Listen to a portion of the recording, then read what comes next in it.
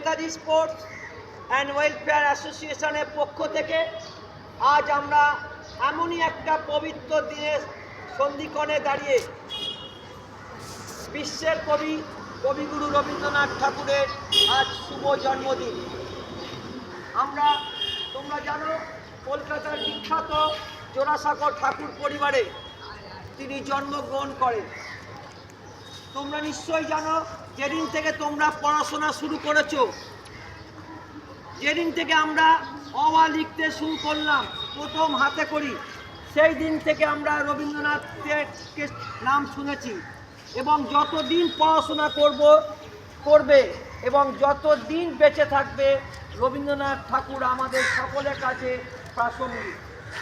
মনে রাখবে, আজকে আমরা এমন একটা জায়গায় দাঁড়িয়ে, আমাদের দেশ স্বাধীনতা অর্জন করেছে 1947-এর 15ই আগস্ট।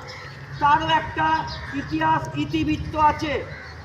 ব্রিটিশরা সুকৌশলে আমাদের এই যাতে ভারতবর্ষে স্বাধীনতা অর্জন করতে না পারে, তার জন্য তারা সুকৌশলে বঙ্গকে ভঙ্গ করবার চেষ্টা করছিল।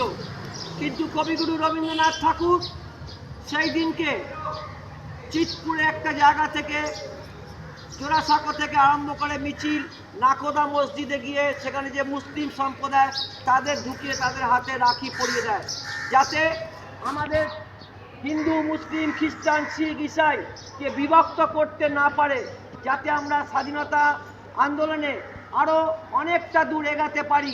সেজন্য রবীন্দ্রনাথ ঠাকুর যেমনি আমাদের স্বাধীনতা আন্দোলনে রবীন্দ্রনাথ ঠাকুরের ভূয়সী প্রশংসা করতেই হবে। 1905 সাল মনে রাখবে, বঙ্গভঙ্গ আন্দোলনের বিরুদ্ধে রবীন্দ্রনাথ ঠাকুর রুখে দাঁড়িয়েছিল এবং সমস্ত সম্প্রদায়ের হাতে রাখি বন্ধনের মাধ্যমে ব্রিটিশদের এই সুকৌশল নীতিকে পর্যদুস্ত করে দিয়েছিল। তোমরা জানো, রবীন্দ্রনাথ ঠাকুর 1913 সালে নোবেল পুরস্কার পায়। কিসের জন্য? নোবেল গীতাঞ্জলি বই লেখার জন্য নোবেল পুরস্কার পায়। তাই আমাদের কাছে রবীন্দ্রনাথ ঠাকুর আজও আমাদের কাছে, সকলের কাছে, আমাদের হৃদয়ের মাঝে রাখবে। আমাদের ক্লাব ছোট্ট ক্লাব, কিন্তু আমরা প্রত্যেক বছর এই দিনটা আমাদের ক্লাবের সমস্ত সংগঠক ভাই বোনেরা এসে যার যেমনি মালা ফুল নিয়ে এসে দেয়। আমি ধন্যবাদ জানাচ্ছি আমাদের ক্লাবের সমস্ত মাঠ সদস্যদের, যারা আসেনি, জানি না তার কী কারণ, হয়তো তারা ফুল কিনতে পারবে না বলে হয়তো আসেনি। যাই হোক, কোনো ব্যাপার না। যারা এখানে বাচ্চারা এসেছে তারা আমাদের কাছে আজকে খুব গ্রহণযোগ্য বলে আমরা মনে করছি। এমন একটা দিনে তারা আজকে রবীন্দ্রনাথের পবিত্র জন্মদিনে তার প্রতি শ্রদ্ধা নিবেদন করেছে এবং আমরা এন্টার নেতাজি স্পোর্টস সারা বছর এইভাবে অনুষ্ঠানে, ছোট ছোট অনুষ্ঠানের মাধ্যমে আমরা বছরে একটা বড় অনুষ্ঠান করি।